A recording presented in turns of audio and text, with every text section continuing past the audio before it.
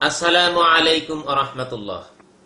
আলহামদুলিল্লাহি রাব্বিল আলামিন ওয়াসসালাতু ওয়াসসালামু আলা সাইয়্যিদিল মুরসালিন ওয়া আলা আলিহি ওয়া সাহবিহি আজমাইন। সম্মানিত দর্শক শ্রোতা, আজকে আমি আপনাদের উদ্দেশ্যে আরো একটি সমালোচনামূলক ভিডিও আপনাদের উদ্দেশ্যে উপস্থাপন করতে চাই। সেটি হচ্ছে সৌদি আরবের দাওয়া বিভাগের একজন কর্মকর্তা শেখ মতিউর রহমান মাদানী এবং তার যারা ভক্ত অনুরক্ত আছেন তাদের উদ্দেশ্যে। ওনার একটি ভিডিও আমি ফেসবুকে দেখেছি। উনি বেশ প্রতিবাদ মুখর একজন মানুষ। বিভিন্ন জায়গায় বিশ্বের, স্পেশালি বাংলাদেশের আলেম ওলামাদের বিভিন্ন বক্তৃতা বিবৃতি, তাদের লেখনী নিয়েই প্রতিবাদ বেশি করে থাকেন।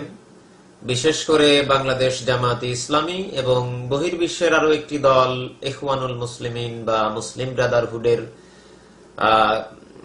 আদর্শ এবং তাদের লেখনী এবং তাদের বিবৃতি নিয়েই বেশি উনি সমালোচনা করে থাকেন অথবা প্রতিবাদ করে থাকেন। এখানে আমার বলার বিষয় হচ্ছে, আমি উনার যতগুলি ভিডিও দেখেছি, আকিদা এবং নামাজ রোজা ইবাদত সংক্রান্ত যে কথাবার্তা উনি বিভিন্ন বক্তৃতায় বলেছেন সেগুলোর সাথে আমি একমত। কিন্তু যখন উনি কোনো প্রতিবাদ করেন, উনার প্রতিবাদী কোনো বক্তৃতা অথবা সমালোচনামূলক কোনো বক্তৃতা শুনি, তখন আমার কাছে মনে হয় যে উনি আলেম হয়েছেন শুধুমাত্র ইখওয়ানুল মুসলিমিন এবং জামাতে ইসলামের সমালোচনা করার জন্যই। আমার কাছে মনে হয় আল্লাহ পাক ওনাকে সৃষ্টি করেছেন জামাতে ইসলামী এবং ইখওয়ানুল মুসলিমিনকে সমালোচনা করার জন্য। এই দুই দলেরই প্রতিবাদ করার জন্যই আসলে ওনার জন্ম, অথবা এই দুই দলেরই সমালোচনা করার জন্যই উনার লেখাপড়া বা উনার আলেম হওয়া। এই জন্য কথাগুলি বলছি যে উনার বক্তৃতার দুইটি ধরন আমি আপনাদের কাছে উপস্থাপন করতে চাই। এটা শুধু ওনার না, যখন কোনো মানুষ প্রতিবাদ করে অথবা সমালোচনা করে, আপনি দেখবেন সরাসরি সমালোচনা করে এবং প্রসঙ্গ এসে গেলে দুই কথা শুনিয়ে দেয়। মানে সমালোচনার দুইটি ধরন, একটি হচ্ছে সরাসরি সমালোচনা করা, আরেকটি হচ্ছে প্রসঙ্গ এসে গেলে দুই কথা শুনিয়ে দেওয়া। ওনার বক্তৃতা যারা শুনেছেন, আপনি দেখবেন যে বাংলাদেশ জামায়াতে ইসলামী এবং ইখওয়ানুল মুসলিমিন মিশরের এই দুইটি দলকে উনি সরাসরি সমালোচনা করে থাকেন। আর অন্যান্য যে বামপন্থী রাজনৈতিক দল বলেন, বামপন্থী সংগঠন বলেন, কিংবা ইসলামী সংগঠন না এমন অনেক সংগঠন যেমন আওয়ামী লীগ, বিএনপি, জাতীয় পার্টি ইত্যাদি ইত্যাদি, এই ধরনের যত রাজনৈতিক দল বা সংগঠন আছে, প্রসঙ্গ এসে গেলে এদের বিরুদ্ধে দুই কথা শুনিয়ে দেন। কিন্তু এই আওয়ামী লীগ বলেন, বিএনপি বলেন, জাতীয় পার্টি বলেন, জাসদ বাসদ বা বাংলাদেশের পীরপন্থী, এটা সেটা অনেক বিষয় উনি অনেক বক্তৃতায় বলেছেন, কিন্তু তাদের বিরুদ্ধে সরাসরি সমালোচনা করেন নাই। সরাসরি সমালোচনা উনি করেছেন ইখওয়ানুল মুসলিমিন এবং বাংলাদেশ জামায়াতে ইসলামী সংক্রান্ত এই দুটি দলের বিরুদ্ধে উনি সরাসরি সমালোচনা করেছেন। আর বাইরের যে দলগুলি আছে বা সংগঠন আছে, এদের বিরুদ্ধে উনি প্রসঙ্গ এসে গেলে দুই কথা শুনিয়ে দিয়েছেন। এতেই প্রমাণিত হয় যে আমি যেটা বললাম, যে উনার জন্মই এই ইখওয়ানুল মুসলিমিন এবং জামাতে ইসলামীর সমালোচনা করার জন্য। উনি আলেমই হয়েছেন এই দুটি সংগঠনের সমালোচনা করার জন্য, অন্য কোনো কারণে নয়। অথচ দেখুন, বার্মার মুসলমানদের উপরে স্মরণকালের কি নির্মম নির্যাতন, হত্যাযজ্ঞ চালানো হয়েছে। বার্মার মুসলমানদের বিরুদ্ধে, বার্মার মুসলমানদের পক্ষে উনি একটি কথাও বলেন নাই। বার্মার যারা মুসলমানদের উপর গণহত্যা চালাচ্ছে, মুসলমানদের উপর নির্যাতন চালাচ্ছে, তাদের বিরুদ্ধে উনি একটি প্রতিবাদও করেন নাই। ফিলিস্তিনের মুসলমানদেরকে ইসরায়েল শেষ করে দিল, তাদের পক্ষে উনার একটি বক্তৃতা বিবৃতিও দেন নাই। কাশ্মীরের মুসলমানরা শেষ হয়ে যাচ্ছে, ভারতের বিভিন্ন হিন্দু সংগঠন মুসলমানদেরকে শেষ করে ফেলছে, মুসলমানদেরকে হত্যা করছে। বিএসএফ বিনা উস্কানিতে বাংলাদেশের সাধারণ সীমান্তবর্তী মুসলমানদেরকে গুলি করে মারছে। উনার একটি বক্তৃতা বিবৃতি তাদের পক্ষে নেই।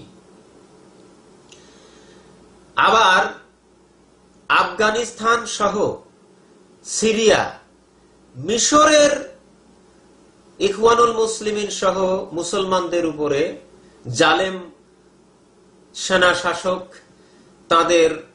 তাদেরকে হত্যা করার পর লাশের উপর পেট্রোল ঢেলে দিয়ে, আগুনে জ্বালিয়ে দিয়ে আবার লাশের উপর বুলডোজার চালিয়ে দিচ্ছে, তাদের বিরুদ্ধে উনার একটি বক্তৃতা বিবৃতি নেই। তাহলে উনি কি প্রতিবাদ করছেন? ইসলাম প্রতিষ্ঠা করতে গেলে, সত্য প্রচার করতে গেলে মানুষের মধ্যে কিছু ভুল থাকবেই।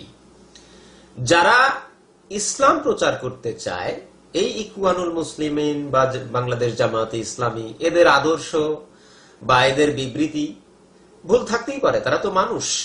কিন্তু আপনার উদ্দেশ্য কি? যারা সরাসরি কুফরি মতবাদ, কুফরি আদর্শ নিয়ে রাজনীতি করছে, কুফরি আদর্শ প্রচার করছে, কুফরি আদর্শ সমাজে প্রতিষ্ঠা করার জন্য আন্দোলন চালিয়ে যাচ্ছে, আপনার উচিত তাদের বিরুদ্ধে সরাসরি সমালোচনা করা, আপনার উচিত তাদের বিরুদ্ধে সরাসরি প্রতিবাদ জানানো। আর যারা ইসলামী আদর্শ নিয়ে রাজনীতি করে, ইসলামী আদর্শ প্রচার করতে চায়, তাদের ভুল ত্রুটি আপনি সংশোধন করবেন। কিন্তু এমন ভাবে প্রতিবাদ করছেন যে এই বিশাল জনগোষ্ঠীকে আপনার প্রতি আক্রমণাত্মক করার একটা, তাদেরকে আপনি এমন ভাবে উস্কানি দিচ্ছেন যে তারা যেন আপনাকে আক্রমণ করে। সংশোধন হওয়ার পরিবর্তে তারা আপনার প্রতি আরো ঘৃণা ছড়াচ্ছে। তাহলে আপনি কি করছেন? তাদেরকে সংশোধন করতে গিয়ে আরো তাদেরকে বিপদগামী করছেন।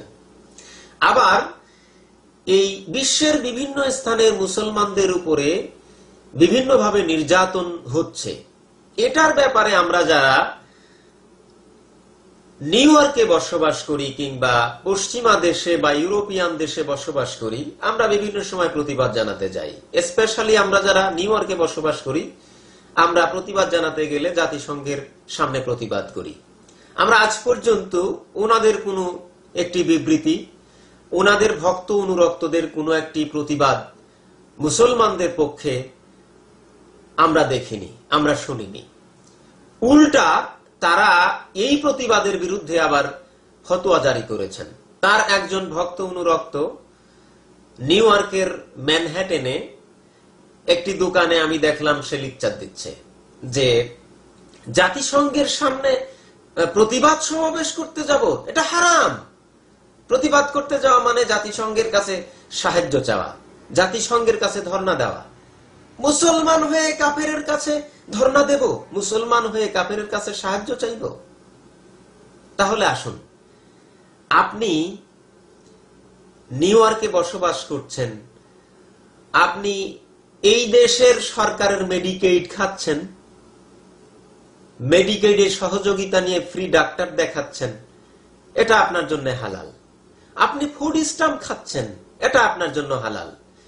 আপনি ট্যাক্সি চালান, একটি গাড়ির সাথে আরেকটি গাড়ির সংঘর্ষ হলে, অ্যাক্সিডেন্ট হলে আপনি কাকে কল করেন? 911-এ কল করে কাকে কল করেন? পুলিশকে কল করেন। সে পুলিশ তো কাফের, তো সে পুলিশের সহযোগিতা নিচ্ছেন, সেটা আপনার জন্য হালাল।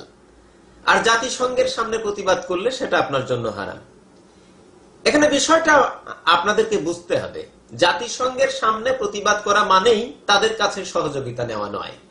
জাতিসংঘ হচ্ছে বিশ্বের সকল মানুষের যেখানে চোখ।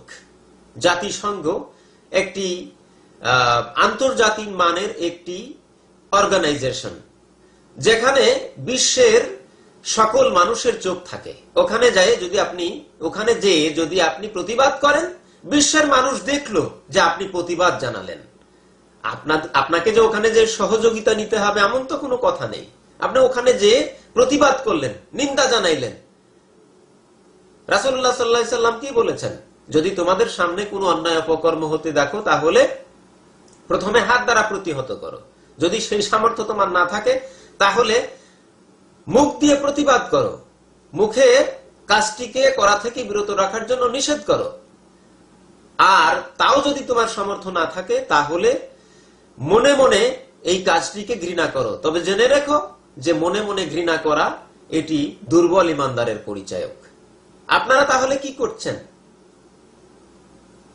আপনারা ঠিকই মুখ দিয়ে প্রতিবাদ করছেন, বিভিন্ন আলেমের ভুলের সমালোচনা ঠিকই করছেন, কিন্তু বিশ্বের মুসলমানদেরকে শেষ করে দেওয়া হচ্ছে। একটা প্রতিবাদ জানাবেন, আপনারা সংঘবদ্ধ হয়ে একটি প্রতিবাদ জানাবেন, সেখানেও আপনারা ফতোয়া দিচ্ছেন। কেন? কি করছেন ইসলামের জন্য আপনারা? সমস্যা হচ্ছে কি, আমাদের সমাজে এমন একজন আলেম দরকার যে আমাদেরকে ইউনাইটেড করবে, আমাদেরকে একত্রিত করবে। আজকে দেখুন, ইহুদিদের মধ্যে শত শত মতবাদ থাকা সত্ত্বেও জাতীয় স্বার্থে তারা এক। খ্রিস্টানদের মধ্যে শত শত মতবাদ থাকা সত্ত্বেও জাতীয় স্বার্থে তারা এক। অথচ আমরা মুসলমানরা, আমরা মুসলিমরা, আমাদের মুসলিম সমাজের আলেমরা আমরা আমাদেরকেই সমালোচনা করছি এবং আমাদেরকেই আমরা আরো বিভক্ত করে ফেলছি। অথচ আমাদের উচিত ছিল আমরা একত্রিত হই, আমাদের ইউনাইটেড হওয়া। আমাদের সমাজের আলেমদের উচিত ছিল মুসলমানদের মধ্যে শত শত আদর্শ, শত শত মত থাকা সত্ত্বেও আসুন আমরা একত্রিত হই, আমরা একতাবদ্ধ হই, জাতীয় স্বার্থে আমরা এক হই। কিন্তু আপনারা এমন ভাবে সমালোচনা করছেন, এমন ভাবে ফতোয়া দিচ্ছেন যে আমরা আরো বিভক্ত হয়ে পড়ছি। জাতি হিসাবে আমরা আরো বিচ্ছিন্ন হয়ে যাচ্ছি, জাতি হিসাবে দিন দিন আমরা আরো নির্যাতিত হয়ে যাচ্ছি। সুতরাং আমি একজন ছোট্ট মানুষ হিসাবে, আমি একজন